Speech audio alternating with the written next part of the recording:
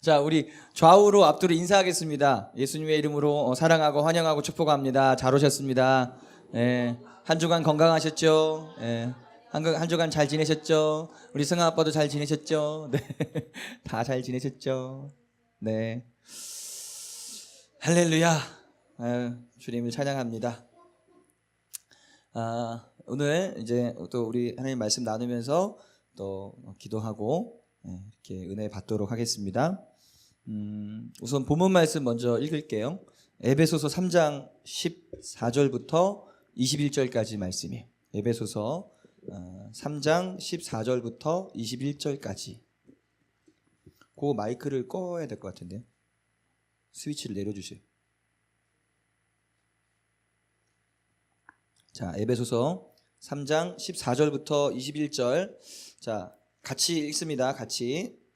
이게 바울이 한 기도예요. 바울이 한 기도인데 어떤 기도를 했는지 한번 14절부터 읽겠습니다. 시작. 이러므로 내가 하늘과 땅에 있는 각 족속에게 이름을 주신 아버지 앞에 무릎을 꿇고 비노니 그의 영광의 풍성함을 따라 그의 성령으로 말미암아 너희 속사람을 능력으로 강건하게 하시오며 믿음으로 말미암아 그리스도께서 너희 마음에 계시게 하시옵고 너희가 사랑 가운데서 뿌리가 박히고 터가 굳어져서 능히 모든 성도와 함께 지식에 넘치는 그리스도의 사랑을 알고 그 너비와 길이와 높이와 깊이가 어떠함을 깨달아 하나님의 모든 충만하신 것으로 너희에게 충만하게 하시기를 구하노라. 우리 가운데서 역사하시는 능력대로 우리가 구하거나 생각하는 모든 것에 더 넘치도록 능히 하실 이에게 교회 안에서와 그리스도 예수 안에서 영광이 대대로 영원무궁하기를 원하노라. 아멘. 아멘. 이 기도는 그 에베소서에 보면은 두 번의 기도가 나옵니다. 1장에 보면은 한 번의 기도가 나오고 이제 두 번째 바울의 기도가 나오는데 바울의 서신서에 또 이렇게 기도가 이렇게 또 들어가 있는 경우들이 흔치 않아요. 굉장히 중요한 기도인데 그래서 오늘과 그다음에 다음 시간에 걸쳐 2주간에 걸쳐서 이 부분을 이 본문을 가지고 뭘 나눌 거냐면 따라해 보세요. 응답받는 기도의 원리. 오늘은 그걸 나눌 거예요. 응답받는 이 바울의 기도를 통해서 도대체 어떤 기도가 하나님이 응답하시는 기도인가? 우리가 응답받는 기도를 하려면 어떤 원리에 의해서 기도의 원리가 있거든요. 그 기도의 원리에 따라서 우리가 할 때 그 기도가 응답되는 거예요. 그래서 오늘 그거를 나눌 것이고 그다음에 다음 주에는 바울이 한 기도의 내용을 살펴보면서 이것이 얼마나 중요한 것인지 우리에게 있어서 그걸 이제 함께 나누고 은혜 받도록 하겠습니다. 우리나라 사람들이 그러니까 특별히 이제 한국 크리스찬들, 그리스도인들이 가장 잘하는 것 중에 하나가 뭐냐면 기도예요. 기도. 기도하면은 한국 사람을 떠올리잖아요. 세계적으로도 유명합니다. 옛날에 이제 우리 여의도 순복음교회를 통해 갖고 이제 여의도 거기 기도원 오산리 기도원이 막 이제 유명해지면서 기도 굴에 들어가 갖고 막 밤새 나오지도 않고 굴에서 막 기도하고 이런 나라가 없거든요. 그러니까 세계에서 놀란 거예요. 도대체 저 코리아 한국이라는 나라에 기도의 산이 있다는데 거기 가보면 사람들이 굴에 들어가서 기도를 한다. 밤새도록. 그게 막 세계적으로 막 기도의 붐이 우리 한국에서부터 전 세계로 뻗어나간 거예요. 그래서 외국에 있는 해외에 있는 많은 그런 어떤 그 사역 단체들이나 교회들이 우리나라의 어떤 그런 기도의 영향을 많이 받았어요. 실제로 그래요. 본인들이 와서 그런 고백을 해요. 그러니까 우리나라 한국 기독교인들이 가장 잘하는 게 기도고 그거 하나만큼 또 잘한다라는 어떤 자부심을 나름대로 이제 갖고 있는데 근데 이 기도에 있어서 중요한 게 뭐예요? 기도에 있어서 중요한 건 그 기도가 응답되느냐 안 되느냐가 제일 중요한 거예요. 아니 응답되지 않을 기도를 우리가 뭐 하려고 합니까? 의미가 없는 거죠. 그거는. 그러니까 기도를 우리가 왜 해요? 물론 기도를 통해서 하나님과 교제하는 거 이것이 가장 어떤 근본적인 목적이긴 하지만 또 하나 교제 좋다 다 하나님과 교제하고 좋은데 그게 응답이 되지 않는다면 기도가 무슨 의미가 있냐는. 기도에 있어서 응답은 굉장히 중요한 거죠. 뭐 기도를 얼마나 많이 하느냐, 뭐 얼마나 오랜 시간 동안 했느냐, 얼마나 막 소리 지르며 막 부르짖으며 기도했느냐, 그게 단순히 중요한 게 아니고 그걸 자랑할 게 아니고 우리가 하는 기도를 하나님이 얼만큼 응답하시느냐. 우리가 얼마만큼 그 기도의 응답을 받고 있느냐가 더 중요한 거예요. 그게 핵심이에요. 그게 핵심. 그래서 우리가 기도에 있어서 우리의 관심은 하나님이 들으시고 응답하시는 기도가 어떤 기도인가. 근데 그것에 대해서, 그 기도에 대해서 성경은 예수님도 많이 가르쳐 주셨고, 바울도 그렇고 서신서에 보면은 기도의 원리들이 나와 있어요. 기도의 내용도 나와 있지만 기도의 원리들, 이 원리를 이해하는 게 되게 중요해요. 뭘 하든지 이것이 어떤 원리에 의해서 돌아가는지, 어떤 원리에 의해서 움직여지는지를 이해하면 그것이 이제 잘 돌아가게 되는데, 그 원리를 모르고 왜 그렇게 되는지를 모르면 제대로 효과적으로 그걸 해 나갈 수가 없어요. 그래서 오늘은 이 바울의 기도를 통해서 응답받는 기도의 중요한 원리들을 몇 가지 여러분들에게 나누도록 하겠습니다. 기대가 되시죠? 사모함이 되시죠? 이게 구미가 당기시나요? 구미가? 이건 내가 꼭 들어야겠다. 그런 걸 제가 전해드릴게요. 이 바울의 기도를 우리가 쭉 보면, 그러니까 이 바울의 기도가 어떻게 구성되어 있는가를 가만히 보면 그 원리가 여기에 나와 있어요. 자, 첫 번째로 한번 따라해 보실래요? 기도를 시작할 때 누구에게 기도하는지를 분명히 알아야 한다. 내가 기도를 시작할 때 내가 기도를 하는 대상이 누구인가, 내가 지금 누구에게 기도하는 것인가를 인식하고 있어요. 그걸 그리고 믿어야 되는 거예요. 바울의 첫 번째 이제 기도를 시작하는데 이렇게 시작하죠. 이러므로 내가 하늘과 땅에 있는 각 족속에게 이름을 주신 아버지 앞에 무릎을 꿇고 비노니, 이렇게 해요. 지금 바울이 딱 기도를 시작하면서 누구에게 내가 기도하고 있는가를 지금 고백하고 있는 거예요. 누굽니까?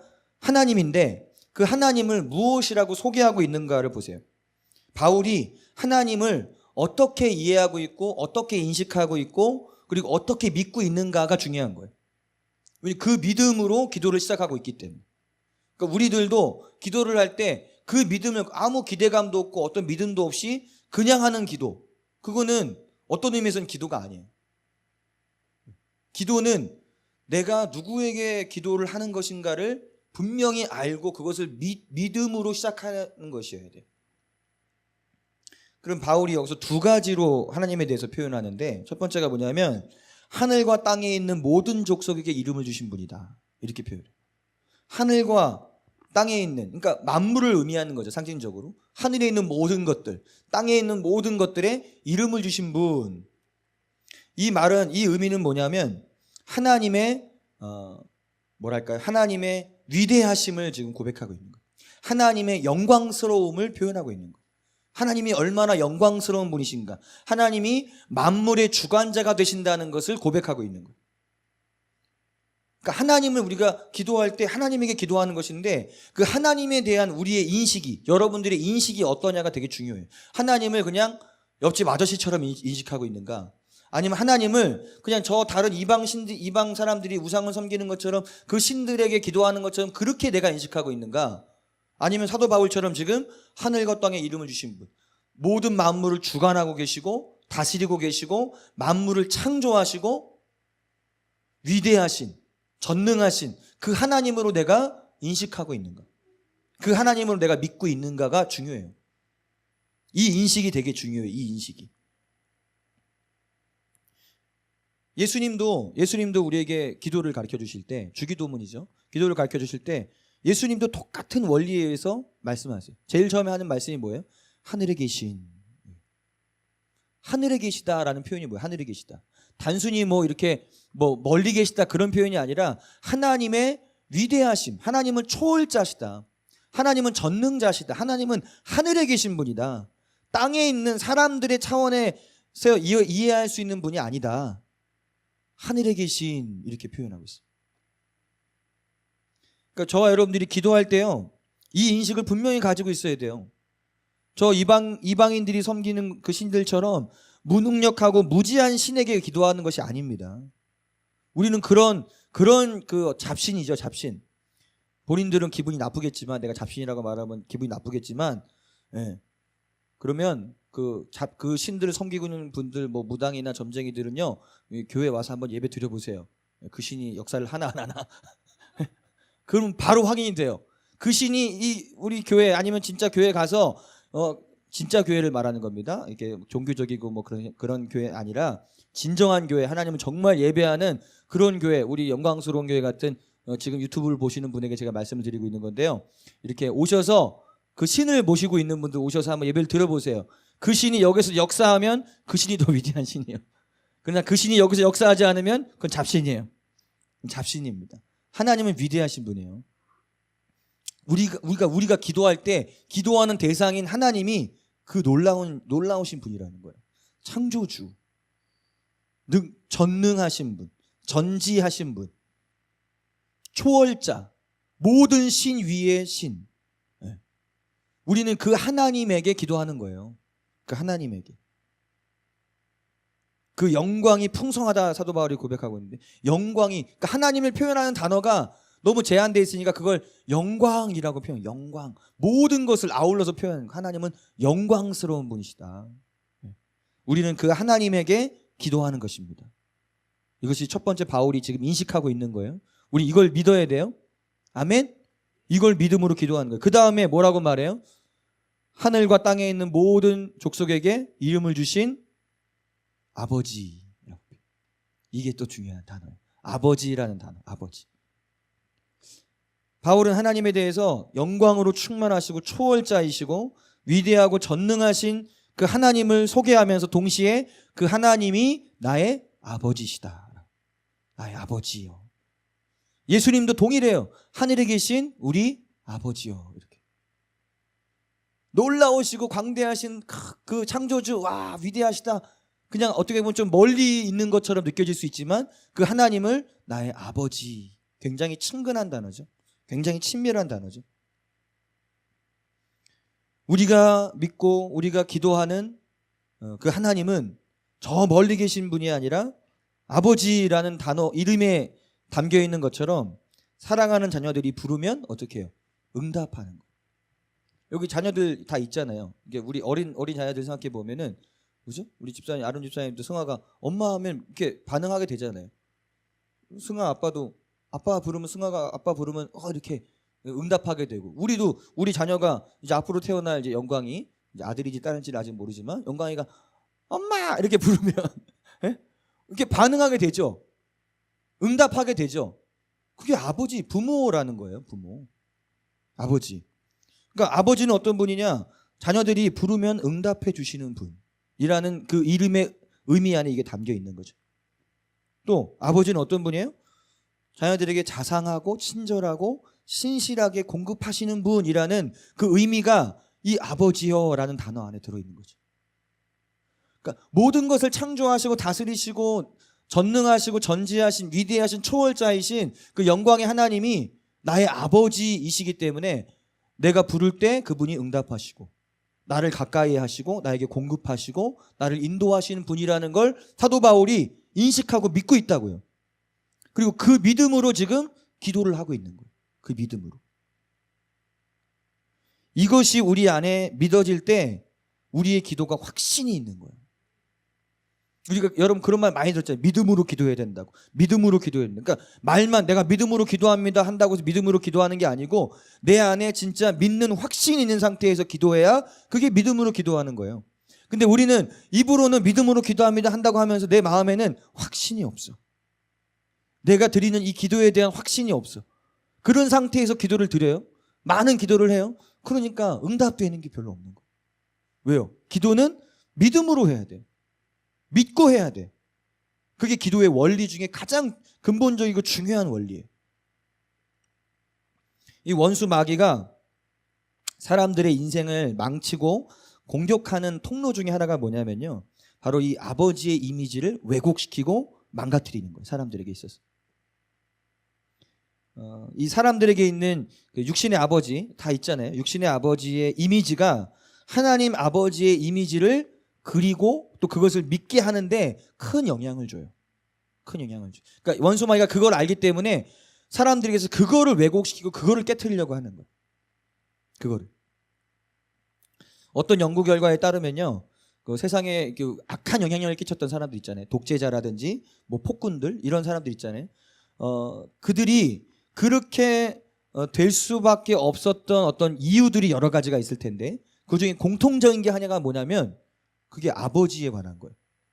그들의 아버지가 그들을 버렸거나 굉장히 폭군이었거나 아니면 술주정뱅이였거나 아무튼 굉장히 난폭했다든지 아무튼 그런 좋지 않은 아버지 상을 가지고 있어요. 공통적으로.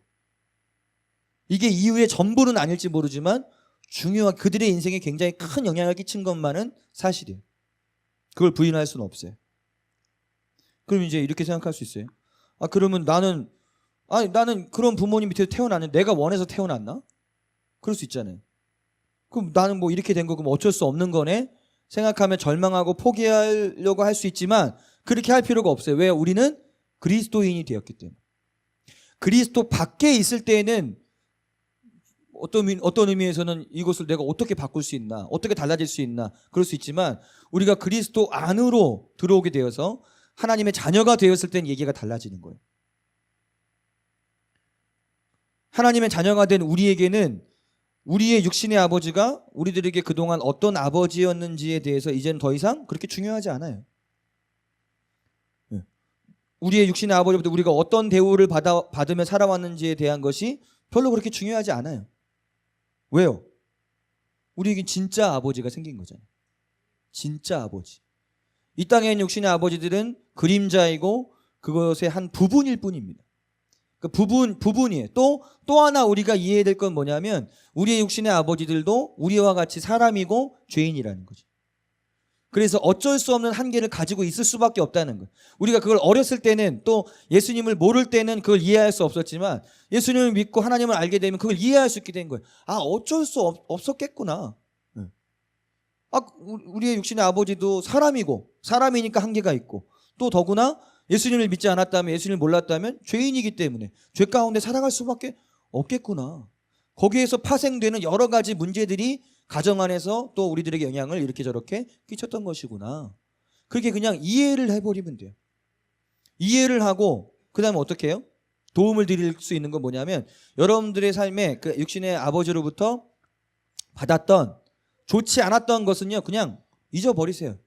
그럴 수밖에 없었겠구나. 그럴 수도 충분히 뭐 사람이고 죄인이었기 때문에 오케이 이해하고 그러면서 좋았던 기억이 있을 거예요. 분명히 뭐라도 조금이라도 어떤 좋았던 기억이 분명히 있어요.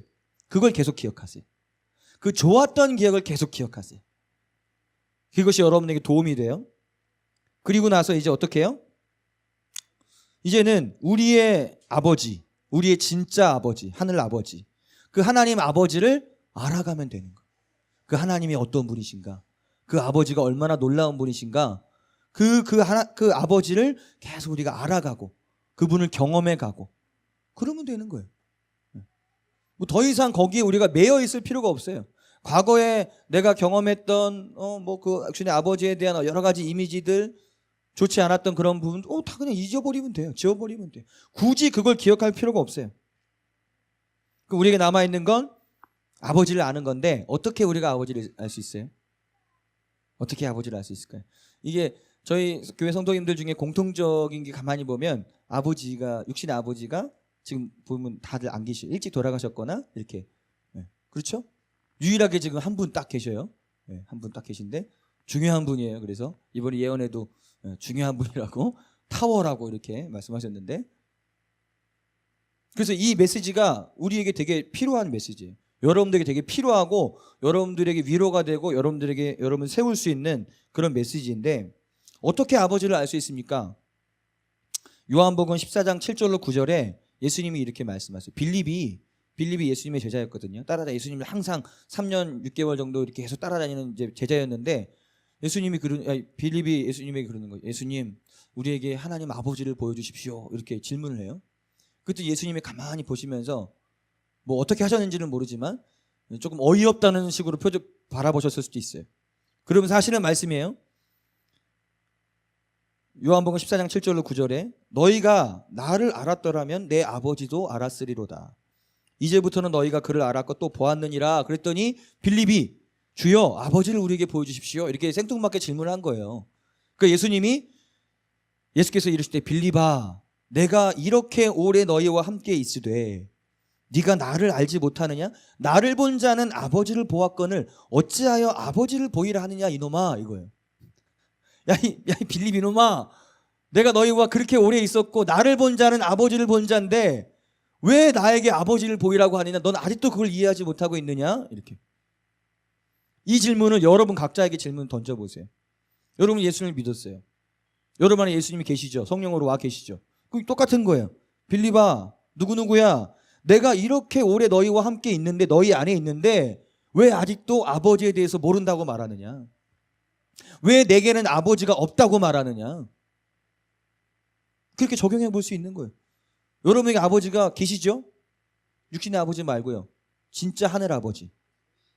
그리고 우리 안에 예수 그리스도를 통해서 우리는 그 아버지를 알 수도 있고 볼 수도 있고 경험할 수도 있는 거예요. 예수님을 본 자는, 그러니까 예수님은 누구시냐? 하나님 아버지를 완전히 이 땅에 계시하신 분이에요. 하나님 아버지가 어떤 분이신지를 예수님을 통해서 하나님이 완전히 계시해 주셨어요. 그럼 우리가 어떻게 하나님을 알 수 있습니까? 예수님을 알므로, 예수님이 어떤 분인지를 알고 그분을 경험할 때 우리는 아버지를 경험하고 있는 거예요. 아버지의 모습을 보고 있는 거예요. 사복음서를 통해서, 성경을 통해서 예수님이 어떤 분이신지를 가만히 살펴보세요. 예수님이 영혼들을 어떻게 대하셨는지를 가만히 살펴보세요. 예수님이 죄인들을 어떻게 대하셨는지, 예수님이 바리새인들, 위선자들을 어떻게 대하셨는지 가만히 보세요. 그게 아버지의 모습이에요. 집 나간 탕자를 어떻게 대하셨는지 그 비유에서, 그게 아버지의 모습이에요. 하나님 아버지 됨을 예수님이 오셔서 보이고 계신 거예요. 보이고 계신 거예요. 그러니까 저와 여러분들이 예수님을 알면 아버지를 아는 거예요. 예수님을 경험했다는 말은 내가 아버지를 경험하고 있다는 말이에요. 또 예수님이 직접 아버지에 대해서 이렇게 말씀하세요. 예수님이 하신 말씀이에요. 제가 하는 말이 아니라 마태복음 6장에 보면 30절 33절에 보니까 이렇게 말씀하시죠. 오늘 있다가 내일 아궁이에 던져지는 들풀도 하나님이 이렇게 입히시거든 하물며 너희일까 보냐. 믿음이 작은 자들아. 그러므로 염려하여 이르기를 무엇을 먹을까, 무엇을 마실까, 무엇을 입을까 하지 말라. 이는 다 이방인들, 하나님을 아버지로 모시지 않고 있는 이방인들, 그들이 구하는 것이라. 너희 하늘 아버지께서 이 모든 것이 너희에게 있어야 할 줄을 아신다.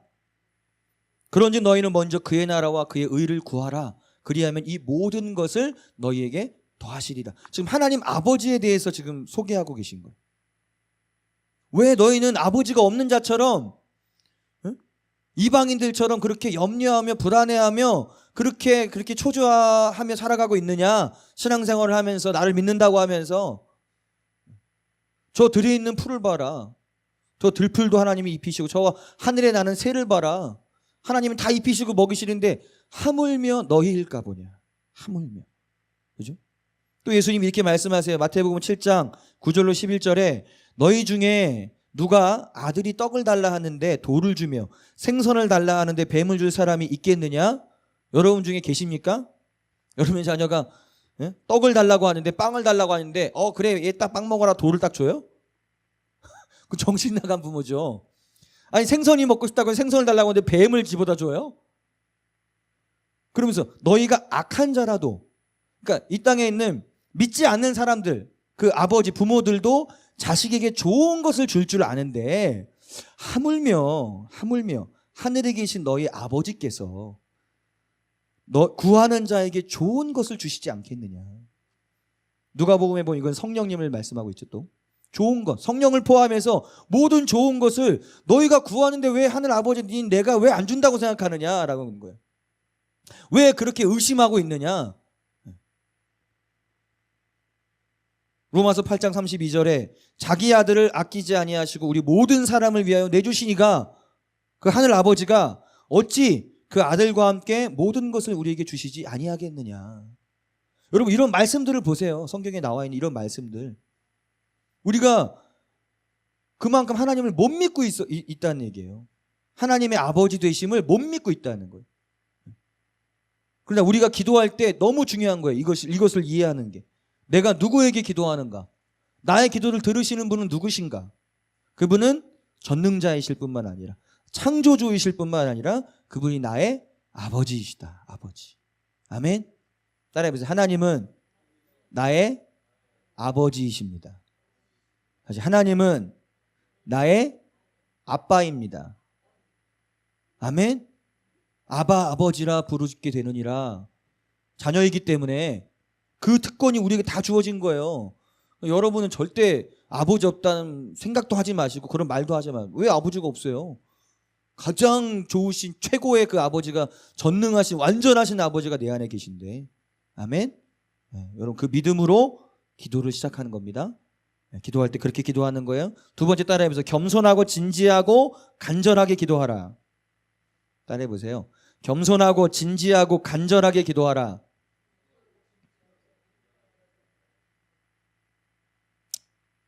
바울이 기도할 때 어떻게 이제 그 하나님이 누구신지가를 인식하고 그리고 나서 어떻게 기도했냐면 내가 무릎을 꿇고 기도하노니. 이 표현이 참 담겨있는 의미가 있어요. 그 당시 유대인들과 이 그리스도인들의 통상적인 기도 자세는 서서 기도하는 것이었어요. 하나님 앞에 서서 기도하는 것이. 그런데 무릎을 꿇고 기도한다는 이 표현은 아주 굉장히 그 하나님 앞에서의 겸손과 그리고 진지함과 어떤 간절함을 나타내는 표현이에요. 그러니까 우리가 기도하는데 그냥 대충 아니면 좀 가볍게, 그러니까 기도에 대해서 그렇게 인식하는 게 아니라 진지하고 그리고 간절하고 또 그 하나님 앞에서 내가 겸손한. 그러니까 실제로 기도할 때 무릎을 꿇는 것도 물론 좋은 자세이지만 더 좋은 자세가 뭐예요? 내 마음의 무릎을 꿇는 거. 내 마음의 무릎. 내 마음의 무릎을 꿇지 않은 상태에서 그냥 꼿꼿이 서 있는 상태에서 하나님 들어주려면 들어주시고 말라면 마세요. 어떤 이런 태도는 안 된다는 거죠. 내 마음의 무릎을 꿇는다는 건 무슨 의미예요? 기도는 내 뜻을 하나님에게 관철시키는 게 아니에요. 하나님 내가 원하는 게 이게 있으니까 이거 무조건 들어주셔야 돼요. 그렇게 떼쓰고 그렇게 그걸 요구하고 강조하는 게 기도가 아니에요. 기도는 뭐냐면 나의 뜻을 하나님의 뜻에 복종시키는 거예요. 예수님이 그러셨던 것처럼 나의 뜻대로 마옵시고 하나님 아버지의 뜻대로 되기를 원합니다. 그런 마음의 자세, 그런 마음의 무릎을 꿇고 하나님 앞에 기도하는 거예요. 하나님의 뜻이 이루어지도록, 하나님이 내 기도를 들어주시도록 우리의 마음의 무릎을 꿇어야 돼요. 여러분의 마음의 무릎을 꿇어야 돼요. 겸손하게 그리고 진실하게 그리고 간절하게 그렇게 기도할 때 하나님은 그 기도를 들으시는 거예요. 그 기도에 응답하시는 거예요. 세 번째입니다. 지금 두 번째 원리를 나눴어요. 첫 번째가 뭐라고요? 우리가 기도할 때 누구에게 기도하는가를 분명히 알아라. 그걸 믿어라. 두 번째, 간절하게 겸손하게 진실하게 기도하라. 마음의 무릎을 꿇고. 세 번째입니다. 기도의 내용을 분명하게 말하라. 따라해보세요. 기도의 내용을 분명하게 말하라. 이 본문 말씀 보면 사도 바울의 기도를 이렇게 분석해 보면 16절부터 19절까지가 바울이 그 아버지께 드리는 기도의 내용이 나와요. 이제 이 기도의 내용이 어떤지는 다음 시간에 자세히 나눌 건데, 그러니까 우리가 그 하나님께 기도하는 방법이 크게는 두 가지예요. 크게는 두 가지인데, 하나는 뭐냐면 우리가 사용하는 우리의 말로 드리는 기도죠. 우리의 언어로. 또 다른 하나는 신령한 언어, 그러니까 방언으로 우리가 또 기도하는 거예요. 방언에 대해서 자꾸 시비 거는 분들이 있는데 몰라도 너무 몰라서 그러는 거예요. 그러니까 나중에 이 방언에 대해서 또 설명할 기회가 있을 테니까, 어쨌든 크게 우리가 아는 언어로 기도하는 것과 방언으로 기도하는 것 두 가지가 있죠. 바울은 이 두 가지를 모두 사용하라고 권면해요. 고린도전서 14장 14절로 15절에 만일 내가 방언으로 기도하면 나의 영이 기도하거니와 나의 마음은 열매를 맺지 못하리라. 그러면 어떻게 할까? 내가 내 영으로 기도하고 또 마음으로 기도하며 내가 영으로 찬송하고 또 마음으로 찬송하리라. 두 가지를 다 사용한다는 거예요. 마음으로 기도한다는 게 우리의 언어로, 영어로 기도한다는 건 방언을 말하는 거예요. 그래서 방언으로 하는 기도는 기본적으로 우리가 못 알아듣는 기도입니다. 우리 영이 하는 기도이기 때문에. 그러나 우리 안에 계신 성령님의 도우심을 구하며 우리가 기도할 때 하나님의 뜻을 따라 기도하게 되는 놀라운 기도예요. 방언 기도는. 우리가 이해할 수는 없어도 하나님의 뜻에 가장 합당하게 기도할 수 있는 아주 중요한 기도의 수단이에요. 방언이라는 건. 이제 그 부분은 나중에 이제 나누고, 이 마음으로 하는 기도, 우리의 언어로 하는 기도를 할 때 우리가 어떻게 기도해야 되는가? 그러니까 기도의 내용을 분명하게 말씀드려야 돼요. 그리고 그 기도의 내용을 말씀드리는 데 있어서 우리가 주의해야 될 것들이 몇 가지가 있어요. 주의해야 될 것들이 몇 가지가 있는데, 그 중에 한 세 가지, 네 가지 정도 나눌 건데, 첫 번째가 뭐냐면 사람에게 보이기 위해 기도하지 말아라. 예수님의 기도에 대한 가르침이에요.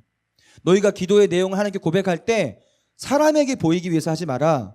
마태복음 6장 5절 6절에 또 너희는 기도할 때에 외식하는 자와 같이 하지 말라. 바리새인들을 향해서 하는 말이에요.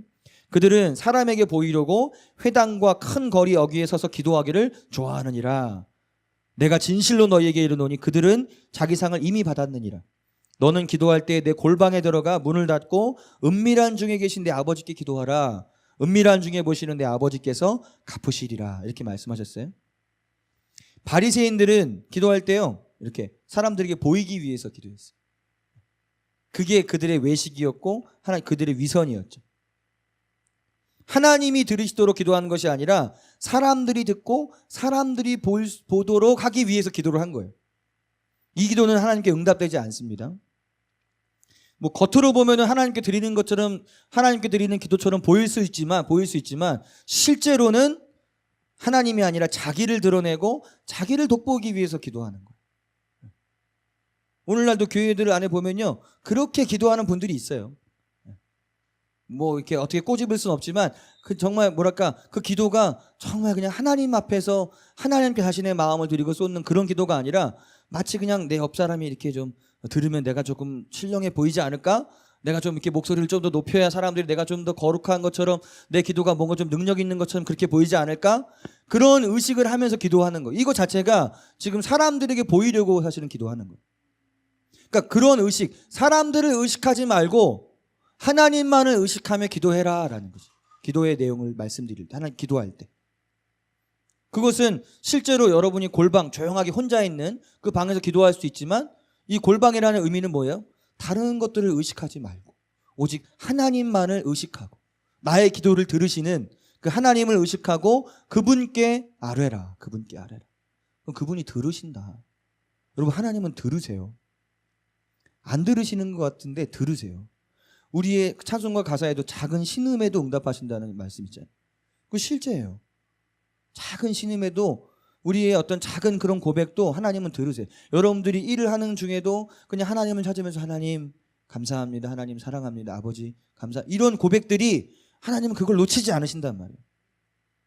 그러니까 언제든지 여러분 마음만 먹으면 그렇게 기도할 수 있고 하나님께 여러분 예배할 수 있는 거예요. 언제든지. 여러분, 사람을 의식하며 사람에게 보이기 위해서 기도하지 마시기 바랍니다. 그 다음에 해야 될 게, 주의해야 될 게 뭐냐면 중언부언하지 말아라 그래요. 중언부언하지 마라. 예수님이 계속 기도에 대한 가르침을 하시면서 마태복음 6장 7절 8절, 또 기도할 때에 이방인과 같이 중언부언하지 말라. 그들은 말을 많이 하여야 들으실 줄 생각하느니라. 그러므로 그들을 본받지 말라. 구하기 전에 너희에게 있어야 할 것을 하나님 너희 아버지께서 아신다. 자, 보세요. 바리새인들, 유대인들, 하나님을 알고 있었던 그 바리새인들은 어떻게 기도했어요? 사람에게 보이기 위해서 위선적으로 기도했어요. 근데 이제 이방인들은 어떻게 기도해요? 중언부언하며 기도해요. 중언부언. 이 중언부언이라는 게 뭐냐면 마치 주문을 외우는 것과 비슷한 거예요. 주문을 외우는 거. 이방 술사들이, 다른 신을 섬기는 그런 사람들이, 이방인들이 이렇게 주문을 중얼중얼 하면서 중얼중얼, 이제 무당들도 그렇게 막 하잖아요. 중얼중얼 하는데 별 의미가 없는, 별 의미 없는 말들을 그냥 계속 중얼중얼 하면서 이렇게 방언을 하는 것도 아니고 그냥 의미 없는 말들을 되풀이해서 그냥 뭐 예를 들면 뭐가 이런 거죠. 그냥 아버지 뭐 이러면서 아버지 막 이렇게 하는 거 있잖아요. 그렇게 하시는 분들 많아요. 주여 뭐 할 말은 없고 방언은 못 하고 그러니까 그냥 아버지 찾다가 주여 찾다가 뭐 그 의미 없는 중언부언이에요. 중언부언. 그건 기도도 아니고 뭣도 아니고 아무것도 아니에요. 중언부언. 그렇게 하지 말아라. 또 이것은 마치 어린아이들이, 애들이 아무 의미 없는 말들을 막 그냥 하는 거 있죠. 지절거리면서 막 하는 말들. 그런 의미를 말해요. 중언부언이라는 거. 그 말을 많이 해야 또 신이 듣는다. 이방 사람들이 생각하는 것처럼 뭔가를 많이 이렇게 해야 그 신이 듣고 나에게 응답해 준다라는 그런 인식을 갖는. 그러니까 그렇게 하지 말아라고 지금 예수님께서 기도에 대해서 가르쳐 주시는 거예요. 그러면서 우리 아버지는 너희가 구하기도 전에 이미 무엇이 필요한지를 알고 계신다.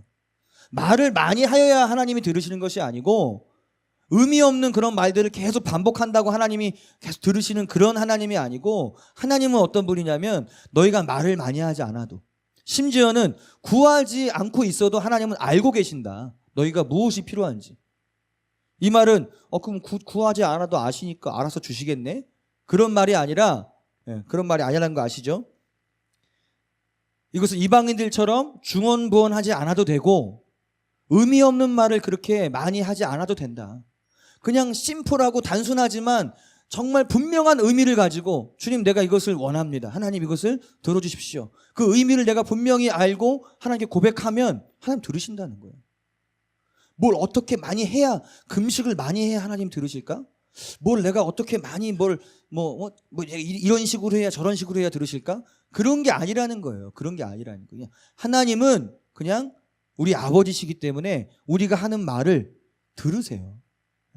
그거를 알고 그것을 믿고 기도해야 하는 거예요. 아멘? 네. 그다음 세 번째는요, 우선순위를 따라 기도하라 그랬어요. 예수님. 너희는 먼저 그의 나라와 그의 의를 구하라. 우선순위가 있어요. 항상 자기의 어떤 필요만 위해서 기도하는 거, 그건 기도를 한번 점검해 봐야 돼. 자기의 기도를 점검해 봐야 돼.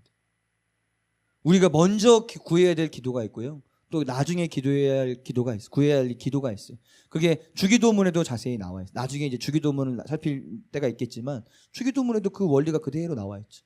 먼저 그의 나라와, 먼저 하나님의 뜻이 이루어지기를 위해서 기도하고, 그리고 너희의 일용할 양식들을 위해서 기도하면 하나님이 다 들어주신다는 거예요. 근데 이 우선순위를 바꿔가지고 그냥 맨날 자기의 필요한 것만, 자기가 원하는 것만 하나님께 막 아뢰고 그거 떼쓰고, 그건 어린아이처럼 기도하는 거지. 어린아이와 같은 것이죠. 우리의 기도가 더 성숙해져야 돼. 우리의 기도가 정말 하나님이 들으시고 응답하실 수밖에 없는 그런 기도의 원리를 따라서 기도할 때 하나님은 역사하신다는 거예요. 네 번째인데, 약속의 말씀을 따라 기도해야 된다는 거예요. 그러니까 기도의 내용이 되게 중요해요. 어떤 기도를 올리느냐가 되게 중요해요. 아무 기도나 드린다고 하나님 다 들으시는 게 아니잖아요. 하나님이 들으시고 응답하실 수밖에 없는 기도가 있단 말이에요. 거기에는 기도의 시작도 중요하지만 기도의 내용도 중요한 거예요. 기도의 내용. 그러면 우리가 하나님께 드려야 될 기도의 내용이 뭐겠어요? 뭘 올려드려야 하나님 들으시겠어요? 하나님의 뜻에 맞는 거, 하나님이 기뻐하시는 거, 하나님이 원하시는 거. 요한일서 5장 14절 15절에 그를 향하여 우리가 가진 바 담대함이 이것이니 그의 뜻대로 무엇을 구하면 들으심이라. 그의 뜻대로 무엇을 구하면, 그러니까 우리가 어떤 내용을 하나님께 구하든지 그 내용이 하나님 뜻에 맞잖아요? 그러면 그냥 응답되는 거예요. 응답된다고 우리가 믿는 거예요. 확신할 수 있는 거예요. 우리가 기도할 때 가질 수 있는 분명한 확신이 있어요. 분명한 담대함이 있어요. 그게 뭐냐면 내가 하나님의 뜻대로 구하면 하나님은 들으신다. 그럼 여기에서 중요한 건 뭐예요? 뭐가 도대체 하나님의 뜻입니까? 이거죠. 나 그렇게 기도하고 싶은데 뭐가 하나님의 뜻일까요? 그걸 좀 알려주십시오. 네. 이 성경에 나와 있는 모든 약속의 말씀들이 하나님의 뜻이에요. 그러니까 중요한 팁을 드리자면, 여러분이 하나님 뜻대로 기도하고 싶잖아요. 그러면 말씀으로 기도하세요. 기록된 하나님의 약속의 말씀대로 기도하세요. 여러분 성경을 읽잖아요. 성경 읽다 보면은 참 마음에 탁 와닿는, 예를 들어 볼게요. 이 바울의 기도를 가지고 우리가 기도를 한다고 생각해 보세요. 이렇게 기도하는 거예요. 이름으로 내가 하늘과 땅에 있는 각 족속 이름으로 아버지 앞에 무릎을 꿇고 비노니 그의 영광의 풍성함을 따라 그의 성령으로 말미암아 너희 속사람을 능력으로 강건하게 하시오며. 하나님, 이거 하나님의 뜻이잖아요. 100% 하나님의 뜻이잖아요. 여기 너희 속사람이라 그랬는데 주님, 나의 속사람을 능력으로 강건하게 해주십시오. 이 말씀대로 성령의 능력으로, 성령으로 말미암아 나의 속사람을 능력으로 강건하게 해주십시오. 여러분, 이 기도가 응답될까요? 안 될까요? 100% 응답됩니다. 왜요? 100% 하나님의 뜻이기 때문에. 이런 식으로 기도를 하는 거예요. 그러니까 말씀으로 기도하는 거예요. 그게 가장 확실한 기도예요. 말씀으로 기도할 때. 하나님 앞에 말씀을 딱 펼쳐놓고, 하나님, 이 말씀에 보니까 이렇게 기록이 돼 있네요. 주님, 저에게 이렇게 이루어지도록 역사해 주세요. 그럼 하나님이 어떻게 할 수가 없어요. 그거를 내가 그렇게 하지 않은 거, 그 말 안 한 것 같은데 이렇게 뺄 수가 없어요. 하나님이. 하나님이 그냥 꼼짝 못 하시는 거예요. 그렇지, 내가 그렇게 말했지. 네가 그걸 믿는구나. 그걸 네가 주장하는구나. 그래, 내가 그대로 응답해 줄 것이다. 그렇게 역사할 것이다. 이게 지혜로운 기도입니다. 굉장히 전략적인 기도입니다. 하나님을 이러지도 저러지도 못하게 하나님을 딱 이렇게 하나님의 말씀으로 기도하면 하나님도 꼼짝 못 하실 수밖에 없는, 들어주실 수밖에 없는 그런 놀라운 기도예요, 이게. 그래서 여러분 성경을 읽을 뿐만 아니라 그 읽다 보면은 여러분이 딱 이제 마음에 와닿는 구절들이 있잖아요. 그거를 여러분들이 적용하세요. 여러분들이 적용하세요. 너희라고 쓴 단어에 나를 넣으면 되잖아요. 믿음으로 말미암아 그리스도께서 너희 마음에 계시게 하시옵고, 그럼 이거를 믿음으로 말미암아 주님, 예수님께서 내 마음에 계시게 해주세요. 이렇게 기도해요. 내 마음에 계시게 해주세요. 내가 사랑 가운데서 뿌리가 박히고 터가 굳어지게 해주세요. 이렇게 기도하는 거예요. 그러면 이 기도는 완벽한 하나님의 뜻에 맞는 기도이기 때문에 우리가 이 기도가 응답될 것을 100% 확신할 수 있는 거예요. 그러면 응답이 돼요. 그렇게 기도하시길 바랍니다. 지금 기도의 원리들을 제가 많이 나눠드렸죠? 지금 마지막인데 이것도 되게 중요한 거예요. 마지막 원리인데 기억나시나요? 지금 쭉 얘기한 거? 네. 지금까지 한 걸 잠깐만 정리 한 번만 더 할게요. 자, 첫 번째, 기도의 시작에 있어서 내가 무엇을 어떻게 해야 되는가? 하나님이 누구신가를 인식하고 확실하게 믿어야 돼요. 그분 나의 아버지시라는 거. 그 다음에 기도의 내용, 간절하고 겸손하고 진실하게 기도해야 되고, 그 다음에 기도의 내용을 분명하게 해야 되는데, 이 기도의 내용을 분명하게 할 때 우리가 주의해야 될 것, 뭐라고 그랬어요? 외식하기 위해 하지 마라. 사람에게 보이기 위해서 하지 마라. 또 중언부언하지 마라. 그리고 뭐예요? 우선순위를 분명히 기억해라. 네 번째가 뭐였어요? 약속의 말씀을 붙들고 기도해라. 이 원리입니다. 마지막이 뭐냐면, 기도하고 이제 마무리할 때 있잖아요. 사도 바울이 지금 이제 20절, 21절은 기도의 마무리예요. 기도를 하고서 마무리를 어떻게 하고 있냐면, 어떻게 하고 있어요? 하나님 앞에 감사하며 찬양하며 영광을 올려드려요. 이 부분이 굉장히 중요해요. 또 이 부분이 기도를 다 하고 난 뒤에 그 기도를 다 까먹어 버리는 사람들이 있어요. 실컷 하나님을 믿고 기도했어요. 하나님 누구신지를 알고 오케이 아멘, 주님은 놀라우신 분입니다, 기도하고, 그 다음에 기도의 내용도 정확하게 말씀드리고 하나님 말씀대로 딱 기도했어요. 근데 기도를 끝냈어요. 기도를 끝내고 나서 어떻게 해요? 이게 응답될까? 이게 과연 될 수 있을까? 염려하기 시작하고 의심하기 시작하고 그것에서 불안하기 시작해요. 그거 뭐 하는 거예요? 지금 믿지 않는 거예요. 그러니까 처음에는 믿음으로 시작했을 수 있지만 뒤에 가서 믿음을 놓쳐버리니까 기도가, 내가 계속 믿고 있어야 되거든요. 그럼 믿음을 따라 하나님이 계속 그 역사하셔서 기도 응답이 주어지게 되는 것인데, 그 믿음을 내가 그냥 딱 놓쳐버리고 의심하기 시작하고 염려하기 시작하면 그 전에 했던 기도가 이렇게 확 무너지는 거예요. 무너지는 거예요. 그러니까 기도의 마지막을 어떻게 해야 되는가? 사도 바울처럼 감사하며 찬양하며 하나님께 영광을 돌리는 거. 그것이 이루어질 것을 믿기 때문에, 하나님이 그렇게 이루어 주실 걸 내가 이제 믿기 때문에, 찬양은 믿음의 표현이에요. 찬양은 내가 믿기 때문에, 감사와 찬양은 내가 하나님을 믿기 때문에 표현할 수 있는 거예요. 그러니까 하나님이 이렇게 하실 것을 내가 믿으니까 아멘, 주님 감사드립니다, 주님을 찬양합니다. 그러면 그렇게 찬양하고 있을 때 하나님의 응답이 우리에게 주어지는 거예요. 근데 이 마무리를 사람들이 잘 못해서 기도는 실컷 하는데 결론이 좋지 않은 경우들이 생기는 거죠. 우리가 기도하고 나서 해야 될 행동, 그거는 염려나 의심 그런 게 아닙니다. 절대 염려하고, 여러분 기도했다면, 이 원리에 따라서 기도했다면 의심하지 말고 염려하지 마세요. 그리고 하나님을 찬양하세요. 감사드리세요. 하나님께. 하나님 놀라우신 분이십니다. 우리가 이렇게 할 수 있고 또 반드시 이렇게 해야 되는 이유는, 우리가 성경의 원리를 따라 드린 우리의 기도가 이제 하나님께 드려졌고 하나님이 들으셨고 그 기도에 응답하실 것을 우리가 알고 믿기 때문에 이렇게 할 수 있다는 거예요. 이 부분에 대해서 그 케네스 해긴 목사님의 글을 좀 인용해서 설명을 드릴게요. 중요하기 때문에. 그 사도행전 16장 25절로 26절에 바울과 실라가 감옥에 갇혔을 때 했던 행동이 있죠. 뭐 했습니까? 바울과 실라가 기도하고 찬양했죠. 기도만 한 게 아니에요. 찬양을 반드시 했어요. 기도하고 찬양했을 때 어떻게 했어요? 옥문이 열리고 갇혔던 것이 풀어졌어요. 이것이 영적인 원리예요. 핵임 목사님도 이렇게 말해요. 응답이 온 것은 바울과 실라가 하나님을 찬송하고 있을 때였지 기도하고 있을 때가 아니었습니다. 기도도 중요하고 또 기도의 자리가 있습니다. 그러나 기도만으로는 일이 이루어지지 않습니다. 여러분 이거 되게 중요한 원리입니다. 기도만으로는 응답, 일이 이루어지지 않습니다. 이 말에 당신이 놀랄지 모르겠으나 그것은 절대적으로 사실입니다. 기도만으로는 바울과 실라에게 역사가 일어나지 않았습니다. 그들이 하나님을 찬송할 때 응답이 왔다고 했습니다. 내가 믿기로는 사람들이 똑같은 문제를 가지고 계속 기도를 반복하는 것을 그만두고 계속 응답이 올 때까지 계속 기도만 하고 그걸 좀 멈추고 하나님을 찬송하기 시작한다면 오래지 않아서 응답과 승리를 얻게 될 것입니다. 핵임 목사님 우리가 잘 아는 것처럼 위대한 하나님의 사람이고 이분이 자신이 기도하면 기도의 응답이 그냥 왔어요. 늘. 왜요? 그 원리에 의해서 기도했기 때문에. 이 원리에 의해서. 기도만 하고 있는 게 아니에요.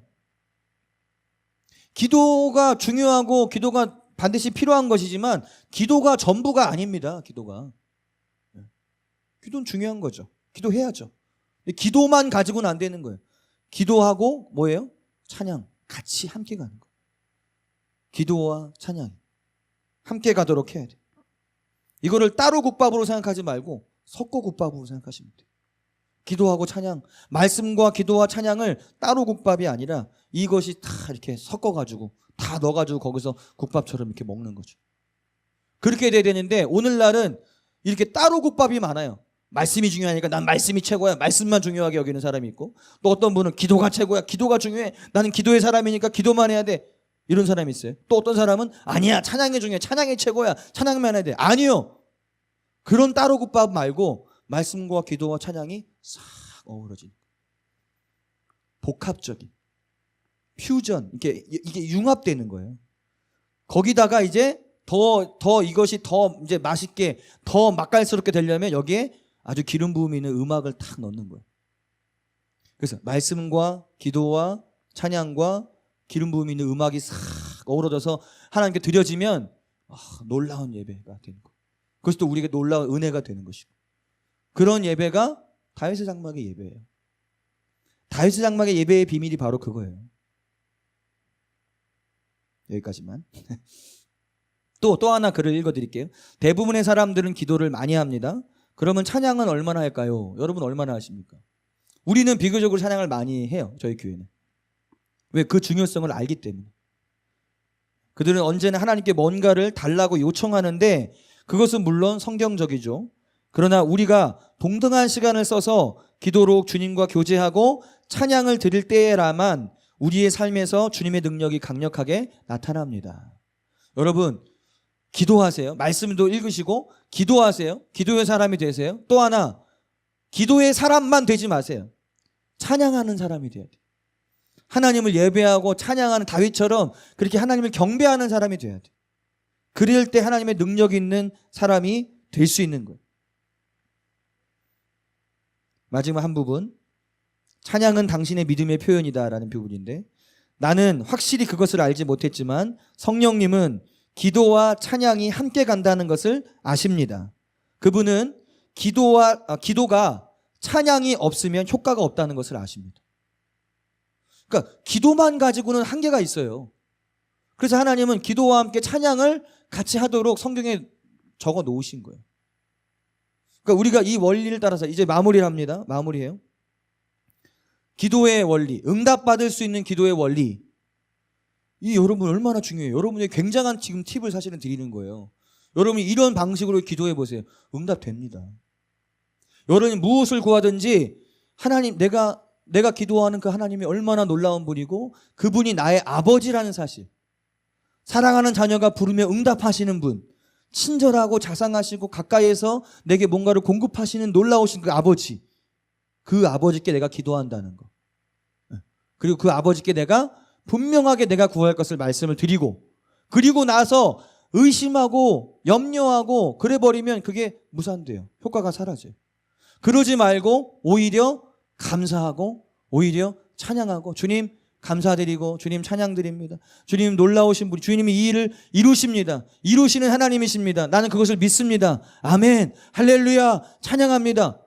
그렇게 나가는 거예요. 그러면 응답이 와요. 그래서 우리 모두가 응답받는 기도를 드리는 기도의 용사들, 기도하는 용사들이 되시기를 예수님의 이름으로 축복합니다. 이 시간 우리가 찬양 한 곡 부를 건데요.